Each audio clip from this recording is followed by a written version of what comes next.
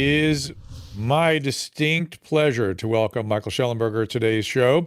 A reminder that we have a lot of very interesting guests coming up, including Senator Ron Johnson tomorrow, Naomi Wolf on Thursday, Molly Kingsley on Friday, Dave Rubin on Monday.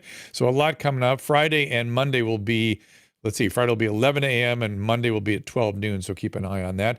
Today, though, Michael Shellenberger is such a privilege. He is one of the clearest thinkers I know. The book, of course, is Fran-SICKO, where he chronicles the insane policies that result in literally in this state dozens of deaths on a daily basis, where people are allowed to remain sick on our streets without any medical care, proper medical care.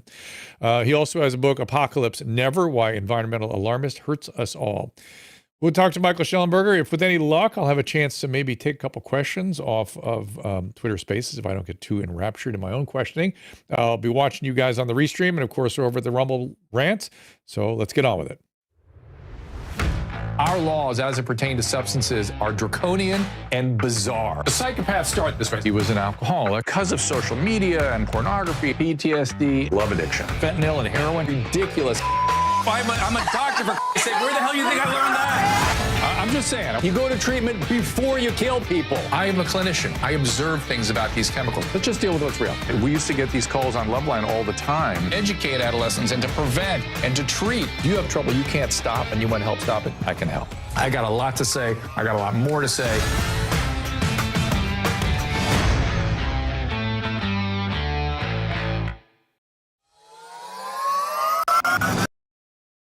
Welcome, everybody. As I said, Michael Shellenberger in just a second. We are watching you on the Twitter Spaces where you are listening to us. And of course, I'm watching your comments in the Restream. It's hard to get into, to catch every comment there, guys. I'm doing the best I can. And Susan tends to YouTube, Twitch, Facebook, That's Twitter. Right. We are all over the place. That's where the Restream shows up. And Susan tends to watch the Rumble Rants. And we are seeing some of our I watch it all. I see everything. There. So, and if we do get a call, if you do get, raise your hand to be speaking with Michael on the Restream, again, you get called up and you are agreeing by coming up there to be willing to stream down on all these different platforms we are on. As well, you got to remember to unmute your microphone when you get there.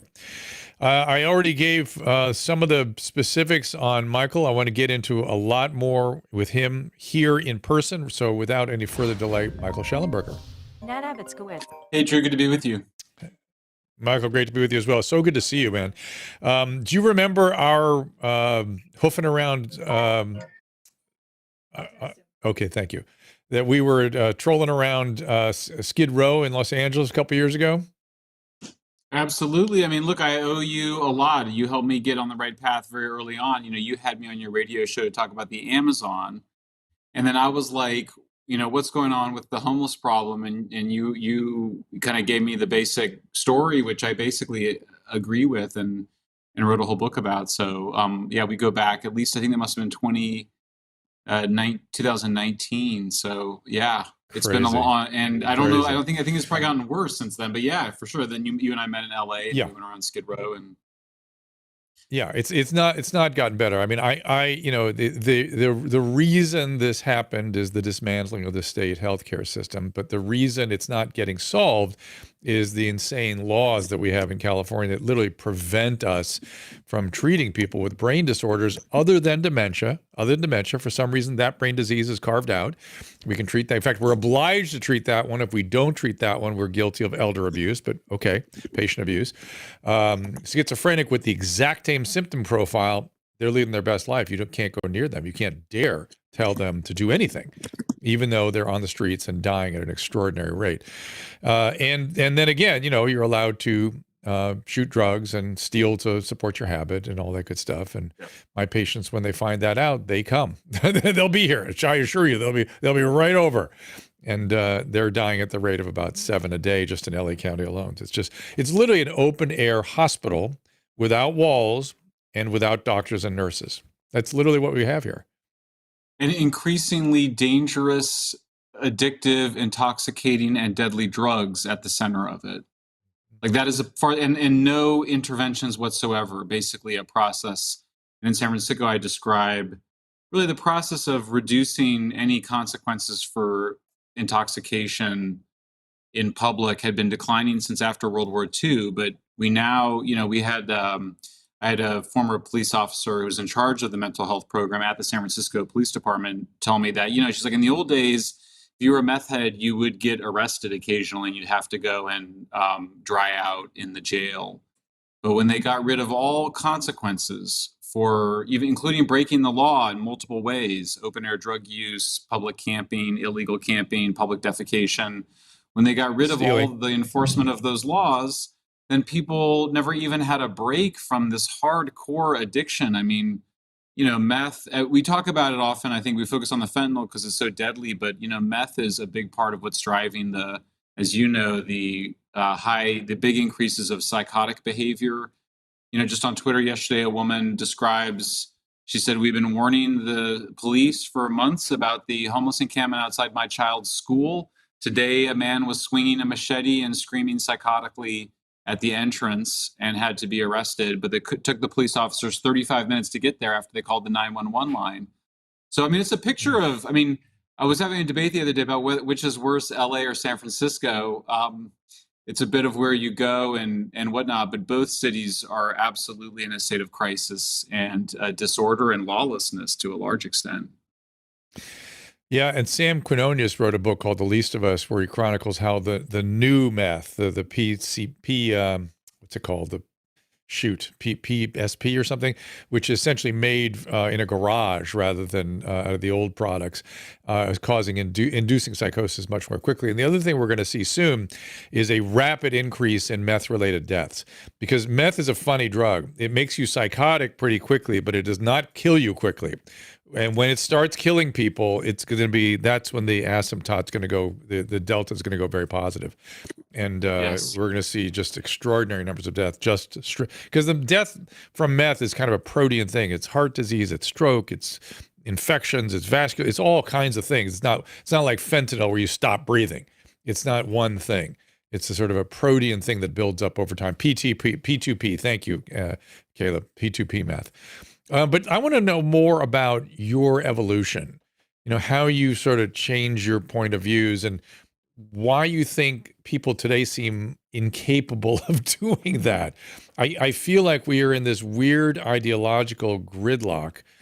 And moreover, I would posit that whenever ideology rules a group or policies, history is replete over and again with the amount of harm that gets done to humans when ideology, rather than reality, when a scientific sort of pragmatic assessment of reality and then good evidence-based application of ideas to help with that, instead it's up in our head somewhere in subjectivity and political and ideological, and people are harmed. How did you shift, and why are we so stuck? Yeah, I'm obsessed with this question, as I know you are, Drew, and spent a lot of time thinking about it. I do have this benefit of having changed my mind on a few big issues, and I have the memory of my previous views, and so I can spend some time going back and thinking about how I thought about things in the past. I think that, first, I think it's different on homelessness and the environment. So we're doing homelessness. I was going to observe too that, you as a psychiatrist, you already knew that there was an addiction crisis, and so I think it was easier for you to see that on the streets than a lot of people. I also, because I had 3 friends from high school that became homeless drug addicts, 2 are dead. My aunt had schizophrenia, and she lived with pretty good outcomes in a group home in Denver. And I had been exposed to her psychosis as a boy, and had parents that that explained it very well to me. And so for me, it was more familiar. And I also talked to a lot of people on the streets just as that's just kind of part of my personality. I think those things all helped. But even like the first piece I wrote for Forbes, I wrote that we need to build a lot of housing to deal with the homeless crisis. And part of that is because, like most Californians, I think we do need more housing. And so it's easy to kind of go, well, we need more housing, and therefore that would solve homelessness. And then I think you and other people were kind of like, this is really about addiction and mental illness. And I was kind of like, oh, right. Like just the framing of it. I hate that word, but the priming is actually a better, more accurate word. Just kind of getting you kind of brainwashed is a way to say it, but sort of getting you mentally prepared to think of it as a housing issue then leads you to see it as a housing issue. So I think that's part of it. Me personally, I'm not a great example of how to get other people to change their minds necessarily, because my temperament is I would be high on what psychologists or psychiatrists call disagreeableness as a personality trait. And I might have been a little I think I've suffered a bit from some of it, but just sort of being like the guy at the party that goes, I don't know, that doesn't sound right about everything, so for me it's not particularly, I think most people, it's not a way to necessarily make people like you as a personality trait, but it has been essential to sort of being a journalist and to some extent being an activist too.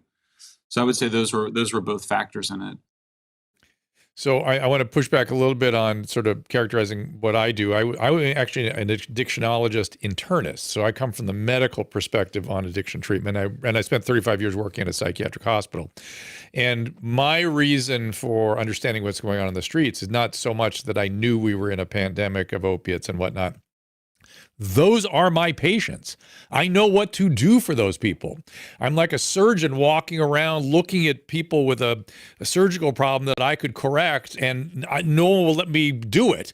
And the patients are just dying hand over fist. And in fact, no doctors are allowed to come near. No nurses are allowed to come near. And it makes me crazy. It's the most insane thing I've ever seen. So it wasn't just that I knew we had a big problem in this country.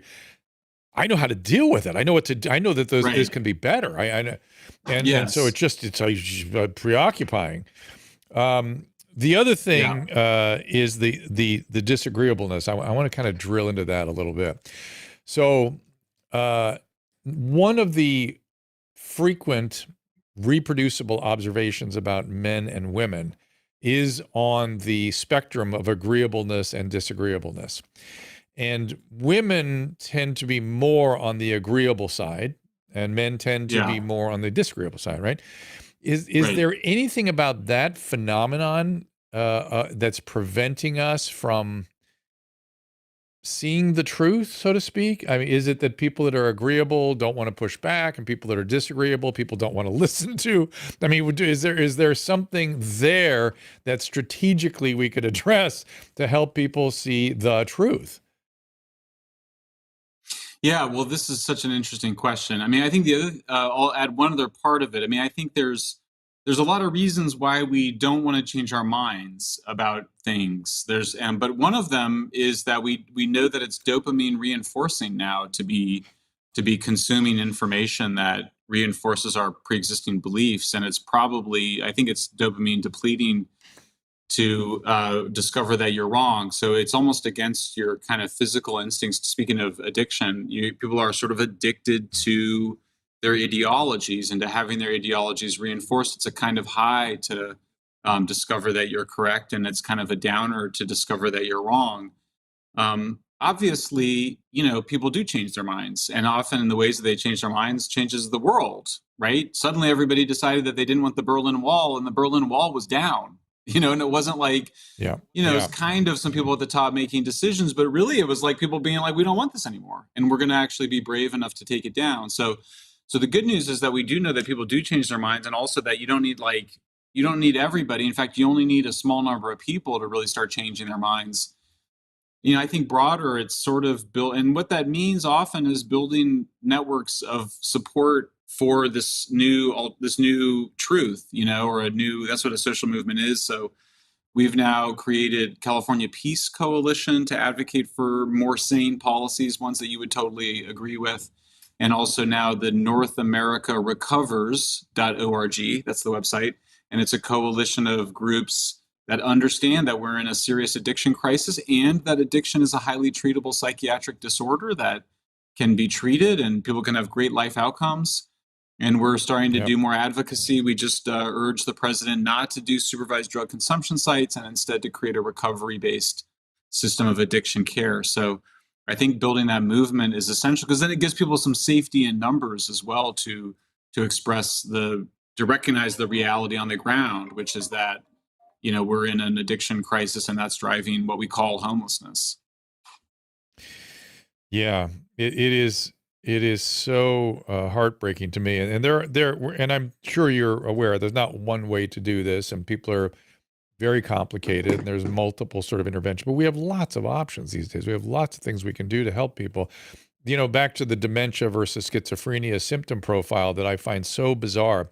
So we are required to jump in on a demented patient who's disorganized and aggressive and psychotic, and we are prevented from going in and doing the same for a schizophrenic with the same symptom profile. And the schizophrenic, if we go in early, can end up by like your family member. They can be restored, they can live a meaningful life. If you let it go too long, they are destroyed. You can't get them back. The dementia patient, no matter what you do, that person is going to progress. You can't interfere. You can help them be safe, but that is going to progress. But schizophrenia, you can affect. If you get in and treat it, not allowed. Not allowed to. Heartbreaking. Well, I think it's such an interesting distinction, Drew. I totally agree with you. And I actually raised it. And there's a little passage in San Fransicko where I'm arguing with the ACLU attorney on this very issue. Why do you distinguish between them? And I mean, it was notable that she was like basically saying that she didn't want to mandate care for the person with dementia. That was the first thing she said, which is just bonkers. It shows you how radical that organization really is and how out of touch with the medicine they are. And then she also really came back to this issue, which really underscores, I think, the underlying problem, which is that for the radical progressive left, which is in control in California, they genuinely view everybody with a mental illness or a psychiatric disorder, including addiction, as a victim, unless perhaps you're a rich white male, in which case you're excluded from the category of victim. But once you're put in the category of victim, the way that the logic works, the internal logic, is that to victims, everything should be given and nothing required, not even obeying the law. And so that's how they end up getting rid of all these things that in the past would have been moments for intervention in response to cries for help from people who, we just ran a piece on our website about a guy at Skid Row who is describing trying to find a vein to punch a needle into because his body was so wrecked by having poked it so many times to inject heroin. And that's obviously, we know that's the situation where people are injecting these needles in, now they're smoking more, but injecting needles in places because they've ruined. So they end up doing things. This character that I'm describing, he just ended up assaulting another homeless person. You have to understand these as cries for help. And so when you say, oh no, it's okay, we're not going to respond in the name of compassion, it's actually the cruelest, most counterproductive and destructive thing. It's disgustingly cruel, and no other country on earth treats human beings like this with brain disorders. And what is it that somebody with a brain disorder is a victim of? Like what's a bipolar? Well, then it gets even more crazy. This shows how the essential craziness of woke ideology is, because it itself is a crazy, I would say, psychotic-like ideology where you're actually confusing. Here you are dealing with someone that's really sick with addiction and maybe other psychiatric disorders, and instead of seeing them for who they are, you're imposing this mentality on them. You're imposing this identity on them that's not real, and that's itself a kind of crazy psychosis. It's like, instead of being like, hey, this person is addicted to fentanyl and meth and they need to go into rehab and they need treatment and they need recovery, instead of saying that, we say, well, this person is a victim of structural, historical racism and white supremacy, and they need an apartment. Those two things may also be true. They may also be true. Yeah, but sure. If you don't treat the brain disease, you're going to have a dead person, a destroyed person. Period. End. And they leave out the part that gets me is that addiction is a progressive illness. It progresses. And so their thing is, well, we'll just give them the drugs. Yeah, even if I inject the patient, he or she will progress. It's a progressive illness that ends in demise. And with opiates and meth, that's where it goes. With alcohol, it can kind of go, cannabis and kind of wax and wane. But with the heavier stuff, it ends in death and That's it. Yeah. And so you're committing them. That to me is a form of manslaughter. I don't know. What else do you call it? Knowing that that person's going to die and just allowing it to happen. It's mind-boggling to me. But take me back to, by the way, in terms of changing one's mind, are you familiar with Dave McCraney and his podcast, You Are No. Not So Smart? You No. ought to listen to his That series, sounds because good. he's preoccupied with this question. How do you get people to change their mind? And he's interviewed all the people, all the psychologists, Dunning and Kruger, and all the names you've heard before that that have sort of broken through the models of cognitive dissonance, and how do you get, and the backlash effect, this, what do they call it? The backfire effect, where you get somebody, like you take an Right. anti-vaxxer and you convince them that the measles vaccine is good, but then that backfires because then they double down everywhere else. And so that's what tends Right. to happen with people. And so he's preoccupied with how you get people to change. And it is daunting. It's not as simple as dopamine reinforcement, I assure you. Yeah. Though our brain is set up in such a way that the dopamine system, see, people misuse the dopamine system. You don't feel anything when you have a dopamine surge other than the desire to do that again. It's the do it again part of the system, not the feel good part of the system. So there's a liking and a wanting system in the brain. And this is the wanting system, essentially. You want to do that again. And craving is even separate from the wanting. So there's liking, wanting, and craving, all different. Wow. But people have taken the dopamine thing and distilled it down to the surge you get when you like something. But that's actually the wanting part of the brain that dopamine is responsible for. And you don't feel anything except, hey, do that again. And you might even not be aware of do that again. You might just be thinking about, hey, I sure did like Joe. Joe's a nice guy. I got to see Joe. Who's Joe? Isn't he the guy you get your meth from? Yeah, but I just liked him. I need to be around Joe. I just like Joe. That's Wow. how our brain tricks us into this thing, how it works. And, Yeah. Plato was onto this years ago. He talked about the cognitive conscious brain being, a monkey riding an elephant, or a charioteer being pulled along by horses. And that's really how our brain works. But people don't seem to be aware of that today, number one. And then number two, what you were talking about in terms of superimposing a structure on somebody else, that's where I started this, which I call that ideology. You're in ideas, you're not in reality. And whether it's Mao or Stalin or anybody, extreme political movements that have ended in disaster, they've always had ideology at their basis and done Yes. untoward harm to humans. How do we get that through to people? Wow. I mean, there's a lot there, right? I mean, I was hoping you were going to say more about what they found the solutions were. I mean, I think one thing that's been that. I mean, one thing I've found because no, go ahead. I was going to say, when you listen to the podcast series, you're going to be kind of disappointed, because it's sort of, after hours and hours of listening, you'll realize it's hard. It's almost impossible. You have to do way more than argue. You have to sort of share worldviews and get a way of sort of understanding one another and accepting what the other person is experiencing and seeing, and see if you can kind of together shift into something. It's therapy. It's the way psychotherapy is done, right? Psychotherapy, you get in, you share a common sort of experience, and then the therapist skillfully brings the patient in a certain direction. That's how I think of it. I think that's helpful. I mean, I think,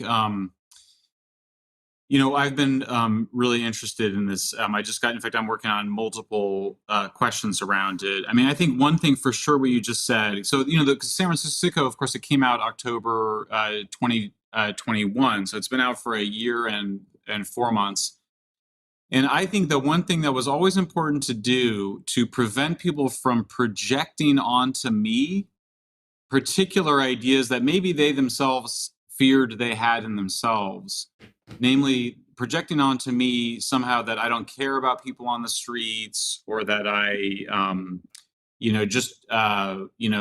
sort of a cleanliness fanatic, and I just worried about the streets being clean, that I don't really care about the people. So I would always say, and you do this too, we both do it, to kind of be like, look, we care about the folks on the street. We're worried about them. They're being harmed. They're being mistreated. I have family members. I have friends. I think that always helps, because it's a little bit harder than to just be like, you just hate poor people, or you just want to put people in jail. So that's important, and that's a connection on a common value. I also think that the other one, it's always specific to the issue, at hand. If we talk about, nuclear power or something, it would be different. But I think in this case, it's expressing that concern for those people. I think it's also on the actual kind of cognition, and by the way, I think broadly, we're trying to get people out of, what Daniel Kahneman called, type 1 versus type 2 thinking. In other words, you're trying to get people into slow thinking rather than into just knee-jerk fast thinking. So slow thinking is aided, of course, by media like this, where we have some time to talk and not just TV sound bites. But I think the one heuristic, so to speak, the one kind of mental shortcut that people have that I think is really healthy, that I would always bring up, is just that you don't want to enable addiction. You don't want to enable self-destructive behaviors. There's a version of that which sort of says, everything can be done in excess, and that includes compassion. You can, that you can just be too compassionate and not have any boundaries and not set any rules. And also that people do, that this thing of, do people need to hit bottom? Well, they do, but that doesn't mean that you can't raise the bottom or lower the bottom. If you lower the bottom, you may kill people. If you raise the bottom, then you might get them help much earlier. This idea that you have to wait for people to hit bottom, and then meanwhile you're lowering the bottom, which is what's going on in San Francisco and LA. I think that resonates. So, Drew, honestly, when you look at the public opinion polling, it's overwhelmingly to stage an intervention. It's like 75% of voters in San Francisco, and I'm sure the numbers are close to identical in Los Angeles, say that people that are breaking the law, living on the street, using drugs, camping illegally, whatever, should be mandated care. And that is a very strong thing. So one of the questions, it's not just how do we change ordinary people, it's like, how do you engage in the politics when you have basically a minority with a very radical view of addiction, which is basically pretty radical enablement? How do we overcome the power of that minority, and why do they exercise such power, given that their views are pretty unpopular when you actually take them to voters? Yeah, I look, we've been through so many waves of stupidity with the opiate epidemic, with COVID, with this. When are people going to stand up? And it's weird how we've sort of been, how passive we've been, and how people don't understand they can stand up and say no, and this isn't okay, and we have to do something. I don't understand. I don't understand why the city council or the LA Board of Supervisors listens to the so-called activists who are they? Have they ever treated a single addict? Have they ever treated a psychiatric patient? Are these people that know something special? Why do they listen to them? Why? What are you doing? Well, you should stand up to people with unreasonable ideas that are harming other people. And by the way, this caring versus not caring is really a kind of a core issue. I kind of want to talk a little bit more about that, because one group of the people that I deal with that claim to care so much, usually have a certain amount of aggression of their own that they're kind of afraid of. And it's like, I care too. And don't project all your aggression and your negativity and your whatever shameful feelings you have. I'm willing to overlook all of that. No problem. I know you care. That's right. You do care. And so do I. But you don't have magic. You don't have a magic sort of, attachment to it that's above and above all other human beings, that raises you as some sort of lofty being. This is bullshit. This is all bullshit. You care, I care, and there's ways to solve problems. And that's that. Let me do this, Michael. Let me take a little break. And then when we come back, do you mind taking a few calls? I think people have their hands up. We're interested. Love to, yeah. I'm here for the whole time. I'm here to enjoy it. Yeah. I love it. All right. Let's get Michael Shellenberger, everybody. Be right back. Not sure how to say I love you this Valentine's Day? Well, nothing says I love you more than a few minutes of relaxation, and Genucel Skincare does just that. Gives you the luxury gift of feeling like you spent the entire day in the spa, all while, in fact, in the comfort of your own home. Susan loves to feel pampered and special, especially on Valentine's Day, so why not relax with a detoxifying mask and feel amazing after only one use? I know I'm a snob about the products I use on my face. Everybody knows it. Every time I go to the dermatologist's office, they're just rows and rows of different creams. Retinols, vitamin C cream, under eye cream, night creams. Scrubs. And then when I get to the counter, they're overpriced. All kinds of products that you can all find at Genucel.com. I've fallen in love with this product at a fraction of the price. I've been using Genucel for 6 months now, and I'm very impressed. Genucel's mask works wonders by pulling out all of your imperfections to make you feel refreshed and looking like you just stepped out of a facial appointment. Order the Dr. Drew package today and try this amazing mask for free. That's right, every single Dr. Drew and Susan package includes a free mask to celebrate you and your loved one on this Valentine's Day. Go to Genucel.com/Drew and enter code Drew for an extra 10% off your entire purchase. Plus, all orders are upgraded to priority shipping for free. That's Genucel.com/Drew, GENUCEL.com/DREW. My guest is Philip Patrick. He is a precious metal specialist, trains at University of Redlands. He has spent years as a wealth manager at Citigroup, and his current position is with Birch Gold Group.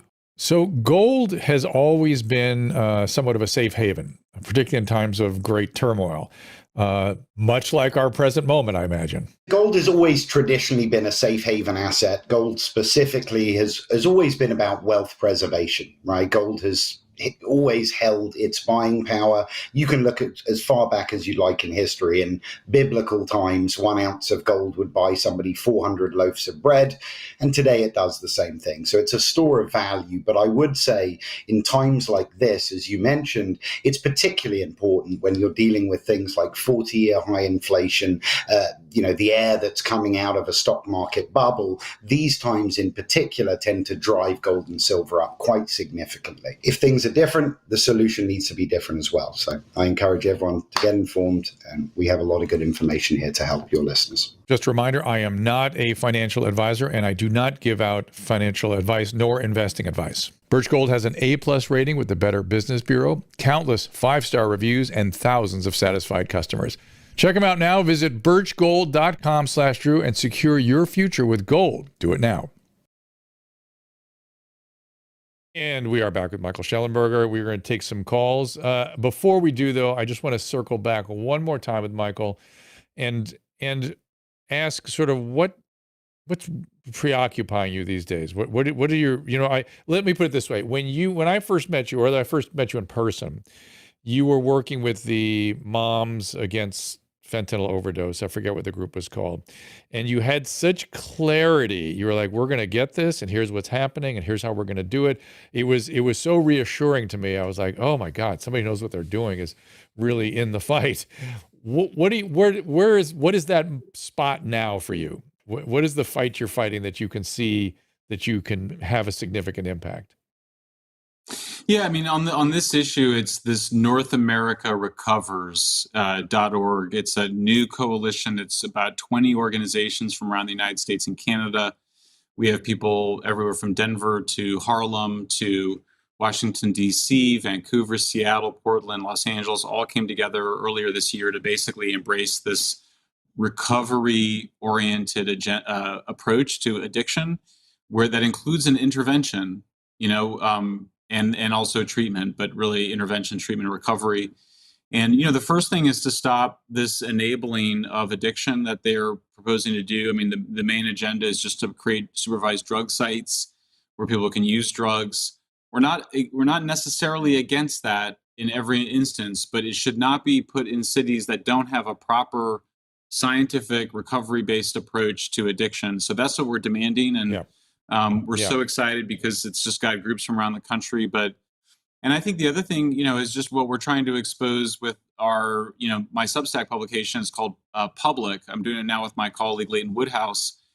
And we're just trying to expose, I think, a lot of the psychopathologies that you were just describing, the grandiosity, the narcissism, the psychopathy, even in the form of just treating people on the streets as though they're kind of pawns to advance a progressive agenda on other issues like housing, which might be okay, but you should not be using people in that way. And, so I find myself more drawn to questions of, just what you were asking. What is the psychology? Why does so much of this seem genuinely crazy? Why do the people involved in this seem like they're suffering from narcissism, histrionic personality disorder?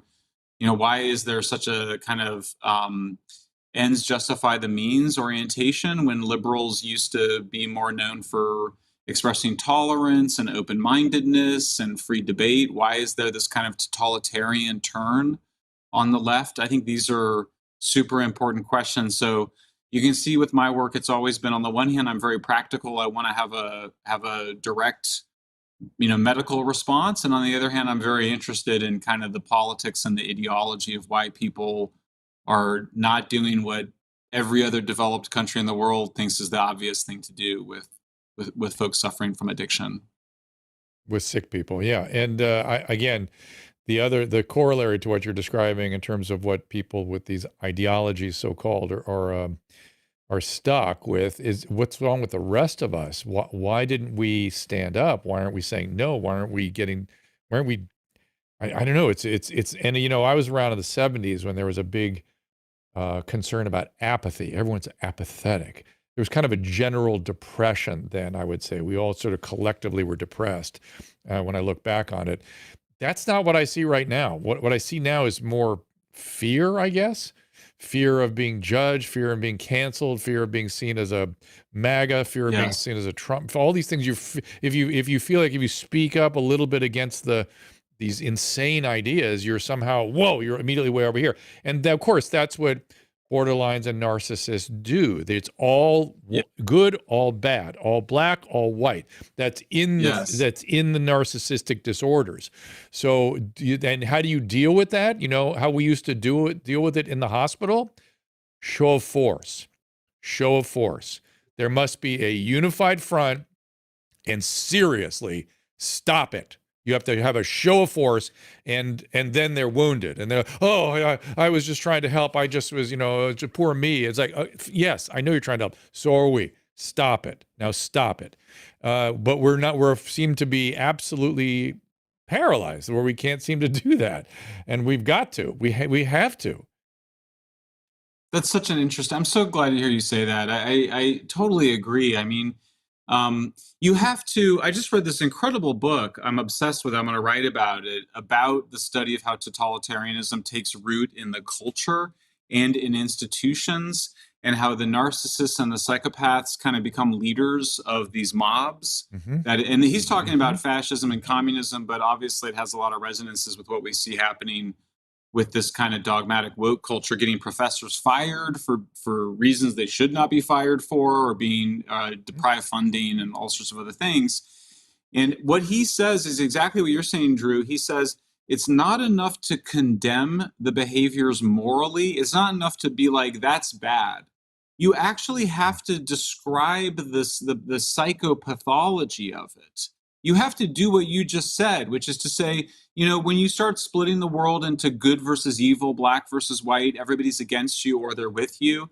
That's a characteristic of narcissism, or the ways 100%. In which you sort of don't seem to care about the people that you're talking about. 3,000 black people, an increase of 3,000 black people were killed after Black Lives Matter protests, in large measure, not entirely, but in large measure because of the pullback of police, because of the defunding and demoralization of the police. That's not showing empathy for people, and that suggests a kind of psychopathic view that people are just tools for you to get your power. So actually describing these as psychopathologies, I think, is important. You have to be careful because, of course, you don't want to just be like, oh, you're crazy or something. But you can just, when you describe these behaviors in the way that I'm trying to do it, where you're not actually picking on a person, for example, but you're like, look, you know what I'm talking about. I mean, that's the thing, is when you tell us, you know what I'm describing, and people go, oh yeah, I know. Then you're sort of describing something that is a pathology. And I think it makes it harder for people to get away with their pathological behaviors. Yeah, I would refrain from using the term psychopath because it has such a wide profoundly negative sort of connotation to it. While narcissism is a cluster of disorders which are exceedingly common today, psychopathy, sort of one of them. But you don't need to Can we bring that say one in. I think that was antisocial? kinda- Can we say Antisocial. antisocial? You can say It's antisocial, the but I would cluster. say They say it's the the cluster narcissist. B personality. It's the cluster Cluster B B. disorders. Yeah, that's right. That's the cluster B. And so the liabilities are projection, narcissistic rage, empathic failure, envy. You have to destroy people that have something you don't want. Not jealous, envy. You have to bring them down. And then black-white thinking, all in, all out, all good, all bad. And that's it. And listen, we're all, there's been a narcissistic turn in this country. We all have qualities of that now. And that's new. That's a new thing. I would argue that happened in pre-revolutionary France. I would argue it probably happened in, Russia, or certainly as a result of World War I in Germany. And so these traumatic experiences, you see narcissism come up, and then you see mobs, you see scapegoating, and then you see narcissists taking the helm that manifest all these qualities that we're talking about. And I understand it's not overt, out of control narcissism. It's the kind of narcissism that allows you to say, I care so much about somebody, and then harm them profoundly and not really understand that you did that or care about it.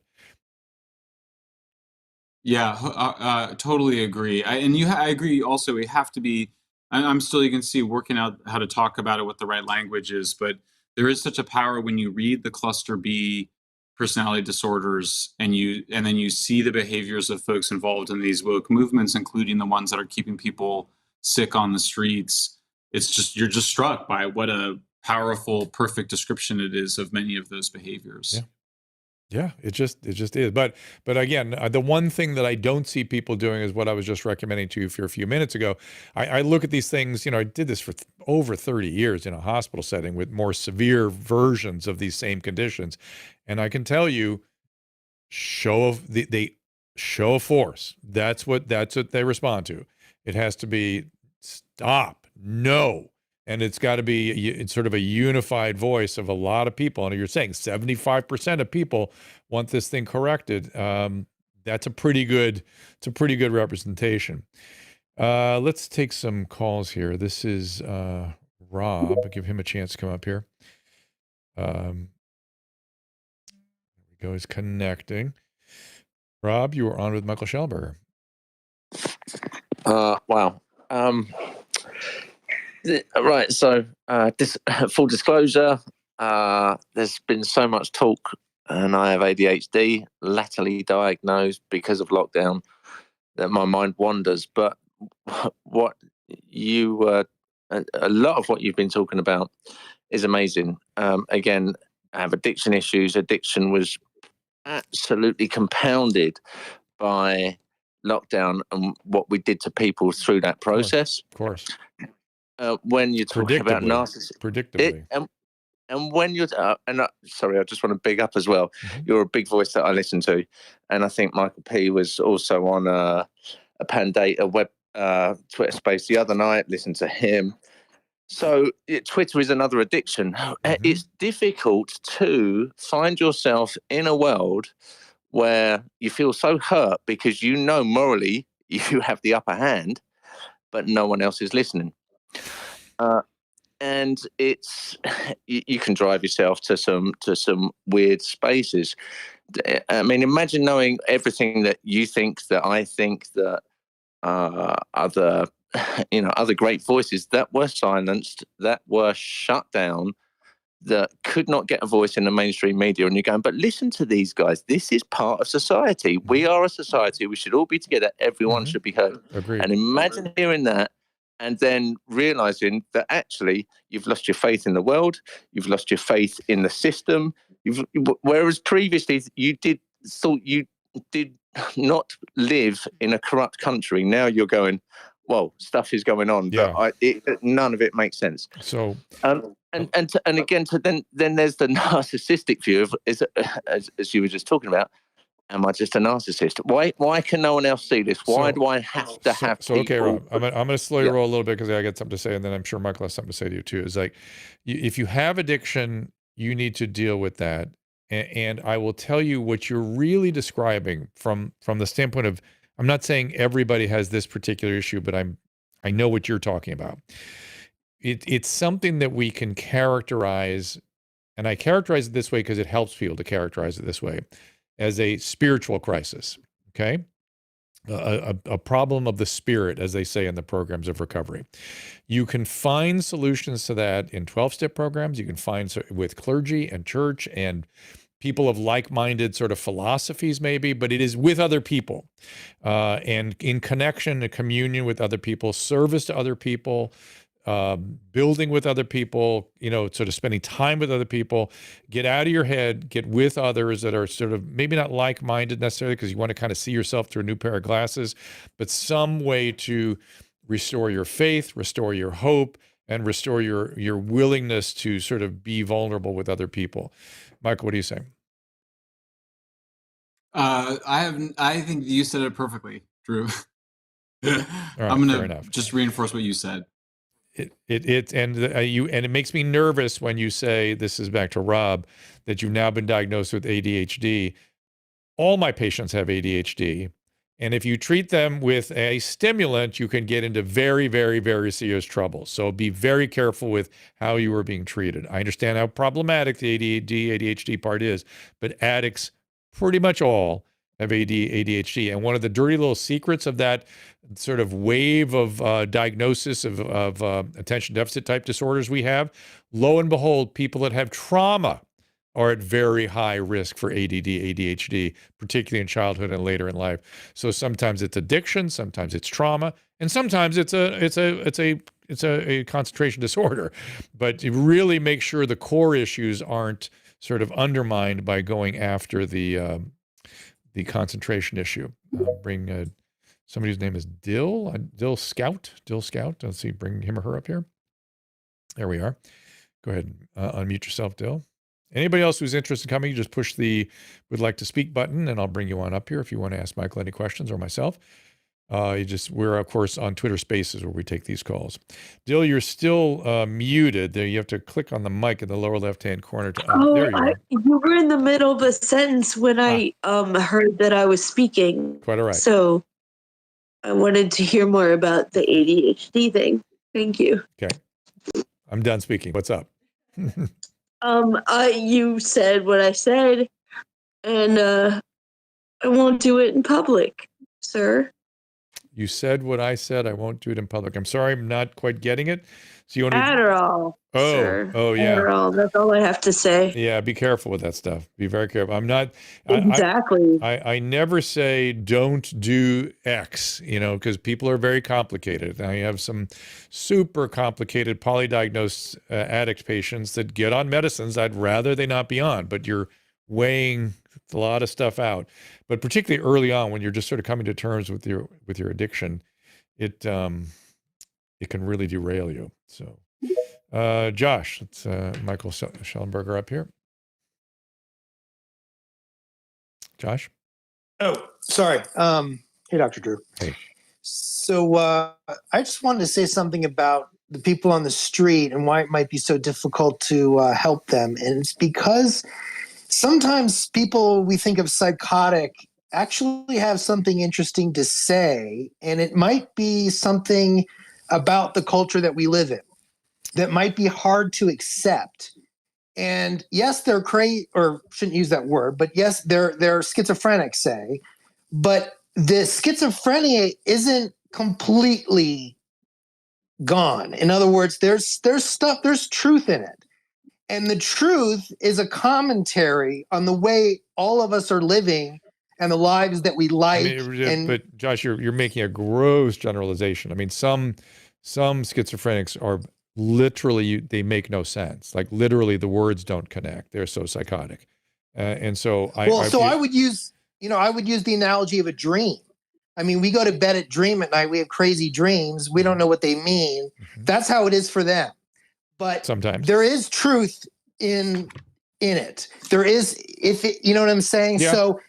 So that can be scary to us, and it can be very threatening to us. No, absolutely not. But go ahead, Caleb. I mean, Michael? I mean, why would that? Is that why they're making the crazy policies they make? Because they're afraid of listening to schizophrenics? Oh, well, I mean, I'm not sure if Josh was talking about the people on the street or the politicians. Maybe that says it all.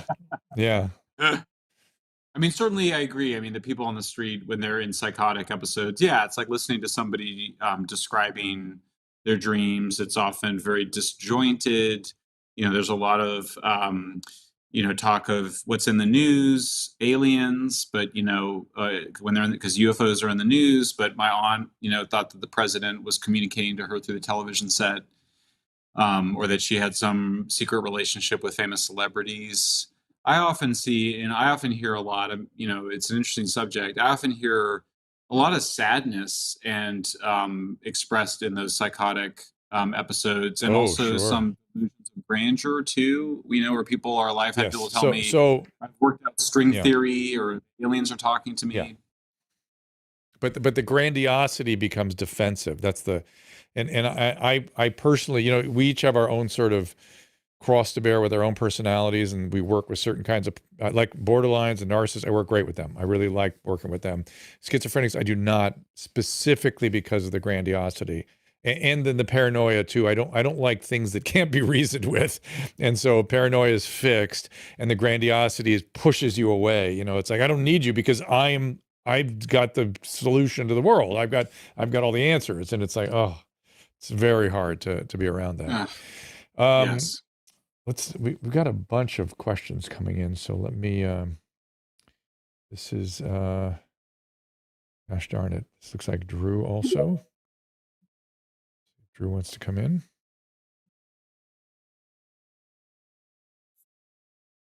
Do unmute yourself there, Drew M.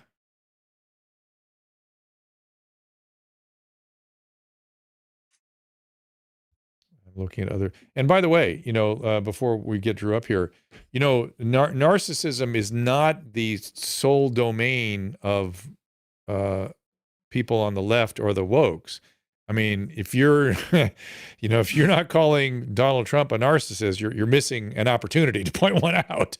You know what I mean? There's plenty of narcissists and I would argue that because there's been such a narcissistic turn in our character structure, we all have this stuff, as we said earlier, and that has something to do with why we're responding to this, why we're forming mobs, why we're scapegoating. We have to really check ourselves, so that's the other thing I worry about when you point it out in this one group. It's all over the place, and it's a shared thing that we have to really pay attention to. And it's what's odd to me. Agree. Yeah, and I didn't know how narcissists trigger one another so much. That's kind of a new finding for me. And I've seen how, wow, people get triggered by, they can't get over it. One narcissist triggered by another, it's just yowie.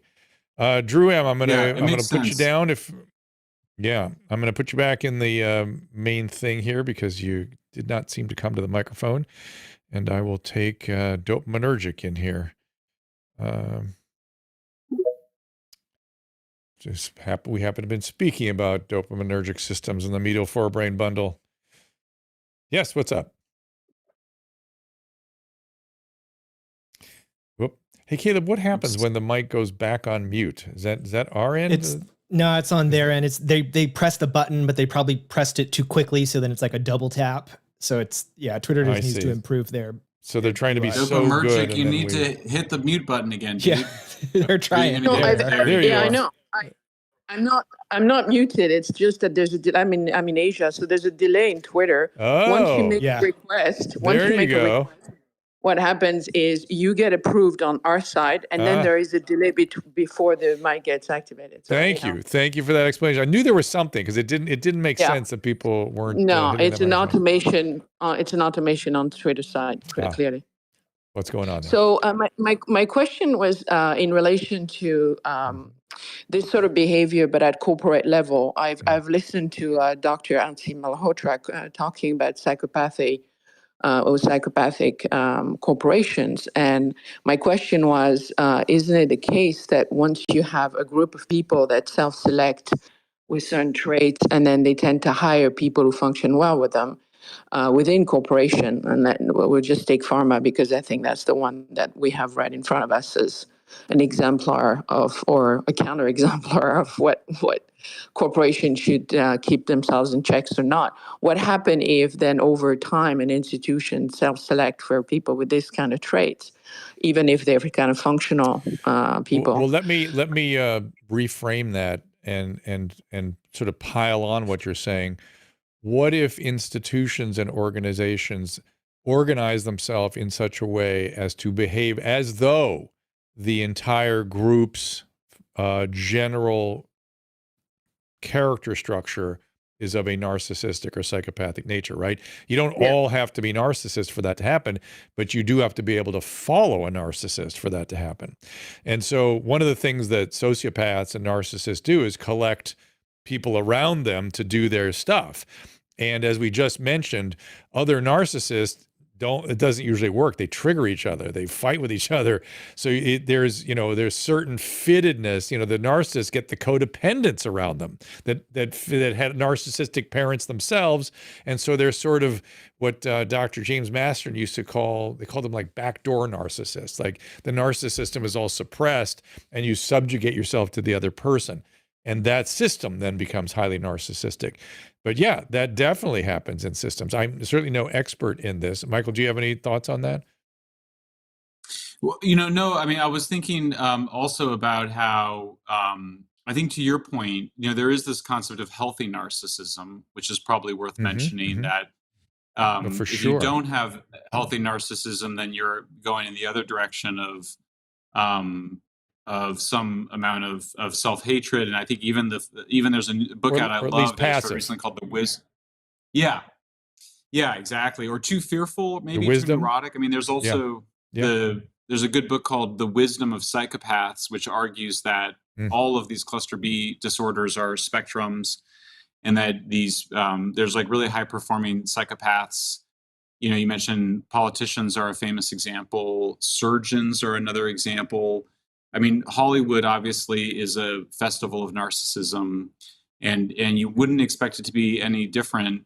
I do think, though, that that you can relativize it, but I do think there is something increasing in the culture. But I think that one of the ways you can respond to it is that recognition or attention are things that people that earn them really deserve. So it seems like it's reintroducing the idea that attention, positive attention, recognition are things that people should get when they earn them, and we just need to create a culture that reinforces the sense that you don't get, and this is related obviously to the whole coddling phenomenon, you don't get that narcissistic supply unless you've earned it, which is going to mean that you're going to get it a lot less than people are going to find ways to get it if it's pathological.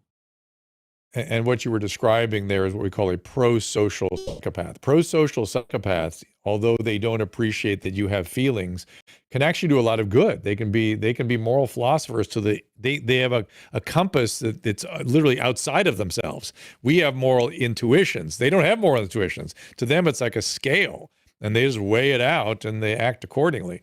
You give somebody, a psychopath, the trolley experiment, and they'll push their children off the bridge to stop the trolley because it's just a math equation. It's just math. Yeah. There's no moral intuition involved, and also no feelings involved. But I want to point out, as I try to do every time we have conversations about narcissism and borderline, things like that, these are terms that unfortunately get used purely pejoratively. And the reality is, much to your book about the wisdom of psychopathy or psychopaths, these things have evolved over time and serve a function. And that function has some liabilities and some assets. Even alcoholism. The genetic setup for alcoholism, let me tell you, those are people you want to go into battle with. Believe me, they will survive. And that's why that gene keeps going. Same thing with an extreme narcissist. I want that guy flying my plane, particularly if I'm in a fighter pilot situation. These people are the ones that are designed for those kinds of situations, and they evolve as a result. They stay alive. They continue to push forward. It's better for the species that we have these people. But it has liabilities.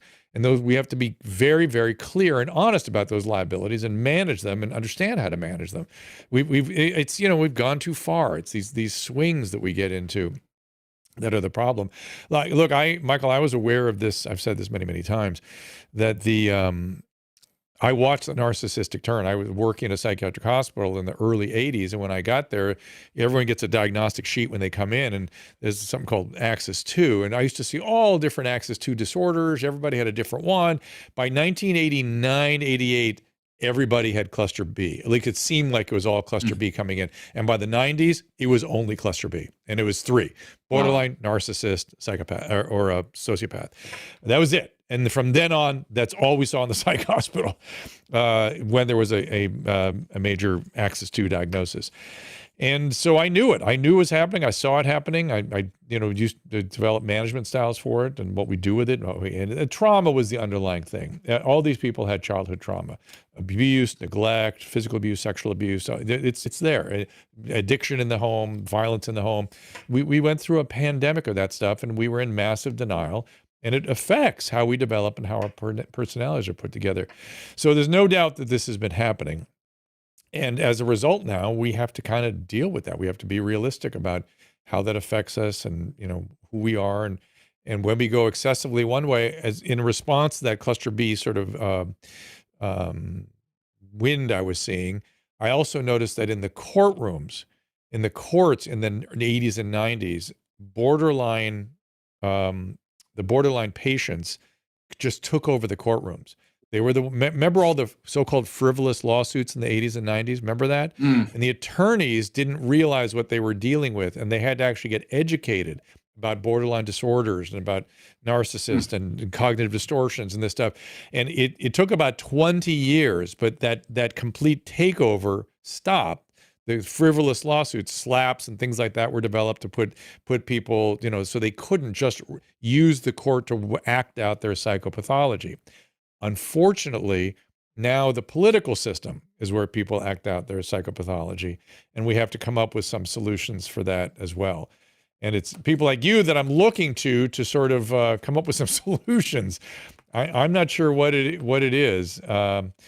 In my profession, what they do is they develop a sort of a religious attitude about something and become evangelical about certain things. Yes. Opiate prescribing, for instance, was the last time. And it's not until there is criminal action that doctors change direction. I don't know what it is for politicians necessarily. I guess vote it out. I guess all we can really do. Yeah. Well, yeah, I mean, and definitely some things are happening. I mean, San Francisco has a moderate on the board of supervisors. LA elected a progressive, so it's definitely, things are happening. I think that they're not happening as decisively as we would like to see. And you're right about the medical profession, though. I mean, it's kind of amazing how much of this bad stuff comes from doctors and nurses who are sort of abusing their power. We see a lot of credentialing online for doctors and nurses to say things that are just pretty outrageous, to basically give up on people's addictions. And, a significant amount of the so-called harm reduction movement came out of the HIV/AIDS movement. And Correct. But addicts are totally different problem than people with HIV/AIDS. So you saw this mental model being like, well, these people are victims, and that actually can be quite when you're telling addicts, I had an HIV/AIDS doctor who's an advocate, and I'm not against replacement therapies. They're very useful. It's just the strict and universal application of any treatment for a disease as complex as addiction is what I take issue with. And this one AIDS doctor told me there's no such thing as recovery from opiate addiction. It doesn't exist in nature. And I thought, I could introduce you to 1,000 people that are thriving today because of their recovery from opiates. Tom Wolfe, your buddy Tom Wolfe. I mean, there's a good example of it right there, right? Yeah.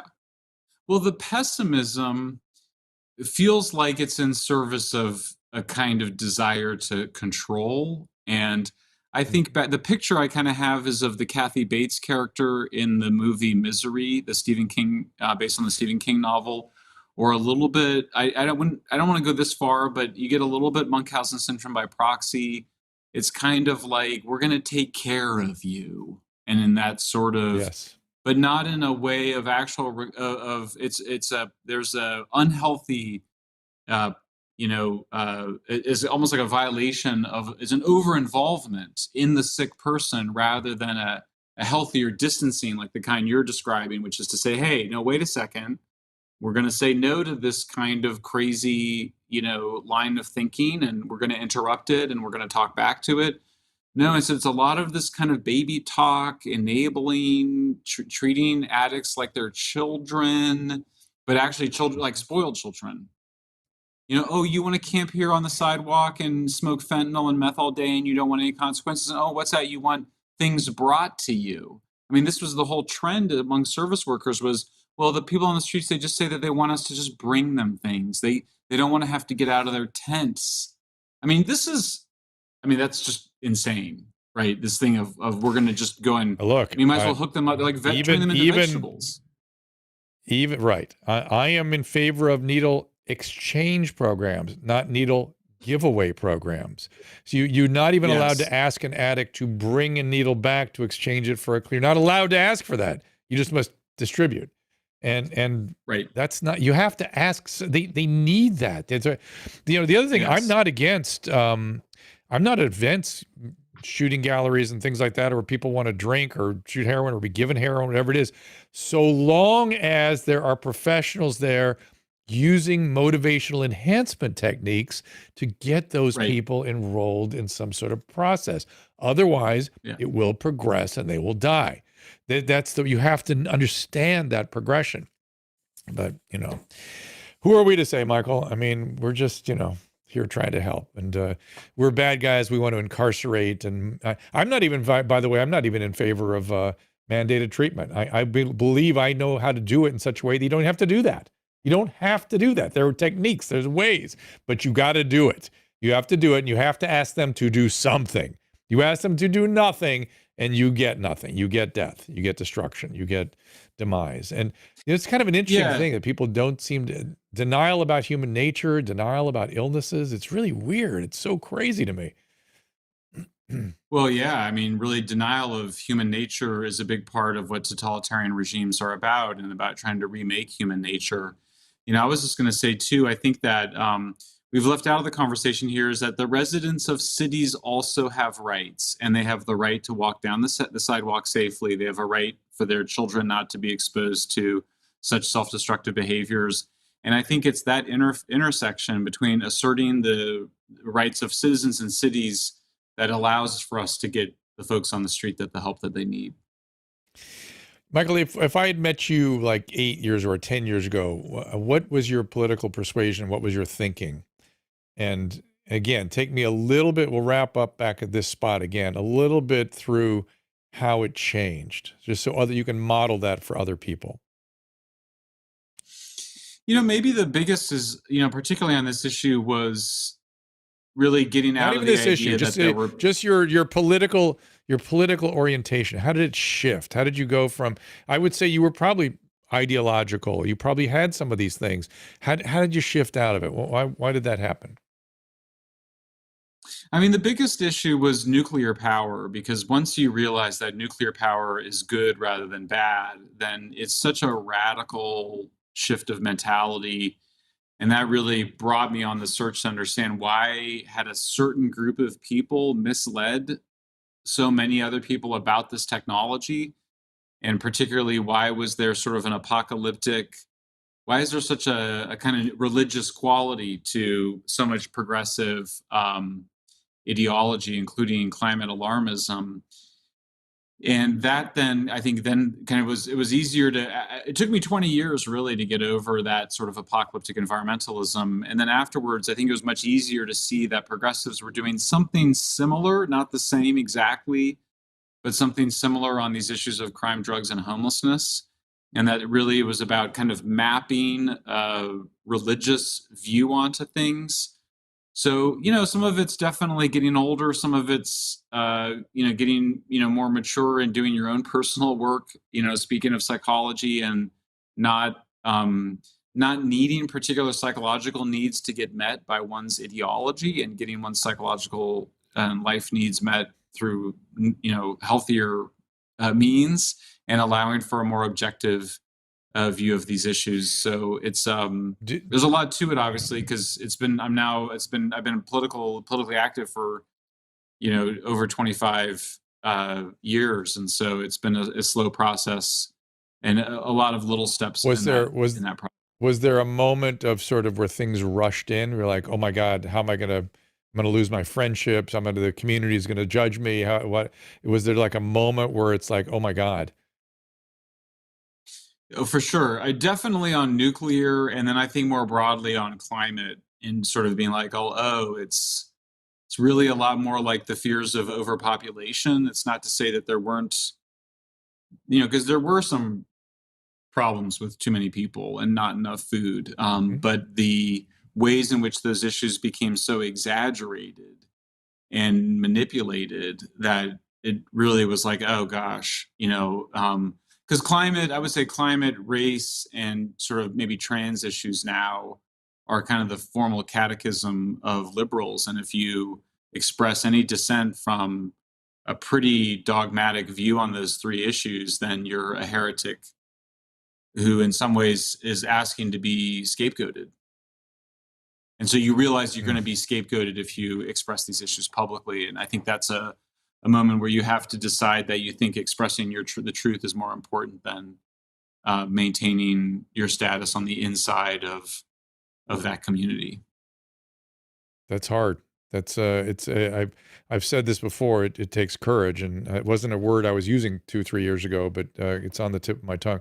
Courage and freedom are words that I've just sort of not worried about my whole life, and now all of a sudden they have great value. And I thank you for having the courage to speak up and write these great books. The books are terrific. Again, you, Drew. and your thinking it's always so clear and reassuring to me when you start saying that you're going in a certain direction, and you would see see how you're going to get things to move. So I hope that the new group does so. People can find Michael at Shellenberger.org. Again, San Fransicko, and Apocalypse Number are the books. And again, the new website, the North America Recovers.org. There it is. North America Recovers. Yeah. Right. Perfect. All right, Michael, thanks so much. Great to talk to you as always, and great to see you too. We'll have to go downtown and see, if Karen Basses have any progress or any impact on some of this stuff. It doesn't seems like little areas are kind of cleaning up, but it's not. Those people are just going to die in those hotels they're putting them in, unfortunately. But talk to you soon, my friend. Great to see you too, Drew. Look forward to reconnecting in person. Take care. Great. And for the rest of you, we have, you saw Caleb was throwing up there some of the upcoming guests. We've got a lot of very interesting things coming. Again, Senator Ron Johnson in here tomorrow wants to chronicle really the pandemic and how he was standing up against it all the way along. We have Naomi Wolf on Thursday, and I owe her a tremendous apology.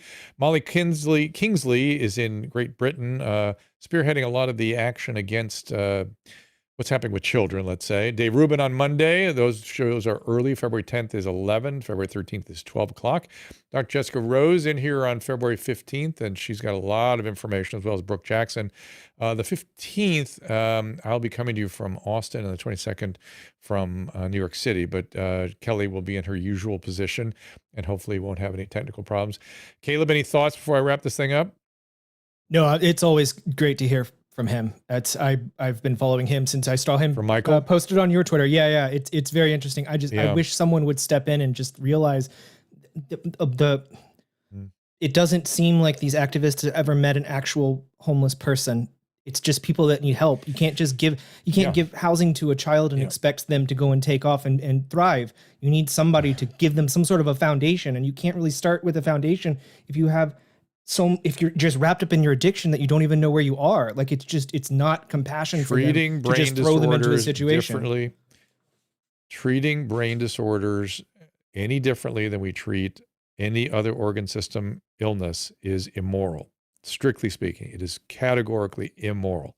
And why we're the only country on earth that feels that's a desirable position, I understand. what you think you're doing, but you're not. You're hurting people. And just look at the death toll. It's just going up every year. It's just getting worse and worse. And it's going to get a lot worse suddenly pretty soon. It was so upsetting to me thank you all whenever being- it was so upsetting to me whenever all of these activists push back when you were trying to step in and help for free. You were trying to help with the situation. You know exactly what to do in this. And they fought against you just so viciously. And I thought they are not interested in a solution. Involved. They aren't interested in solving it. They're not bringing in the professionals. They just want to keep talking about it. Right. It was so frustrating. Or there's a lot of people that make a lot of money off this. There's a huge That's the only explanation I can think of. Keeping it the way it is. Oh, absolutely. All right, everybody. Again, tomorrow, Senator Ron Johnson with Kelly Victor. That should be a very interesting show. We appreciate you being here. Thank you guys, all you guys over on Twitter Spaces and your great calls. And we will see you tomorrow at 3 o'clock Pacific time. Ask Dr. Drew is produced by Caleb Nation and Susan Pinsky. As a reminder, the discussions here are not a substitute for medical care, diagnosis, or treatment. This show is intended for educational and informational purposes only. I am a licensed physician, but I am not a replacement for your personal doctor, and I am not practicing medicine here. Always remember that our understanding of medicine and science is constantly evolving. Though my opinion is based on the information that is available to me today, some of the contents of this show could be outdated in the future. Be sure to check with trusted resources in case any of the information has been updated since this was published. If you or someone you know is in immediate danger, don't call me, call 911. If you're feeling hopeless or suicidal, call the National Suicide Prevention Lifeline at 800-273-8255. You can find more of my recommended organizations and helpful resources at drdrew.com/help. The next show, we did shows back to back, and we do like 6 a day. We just go back, change clothes, do another way. We did another one at the opening of the show. I had a full-on panic attack. I mean, really, just like during the taping or before you went on? During the taping. And I went, excuse me, I need a minute. And I went into my dressing room, stopped the taping.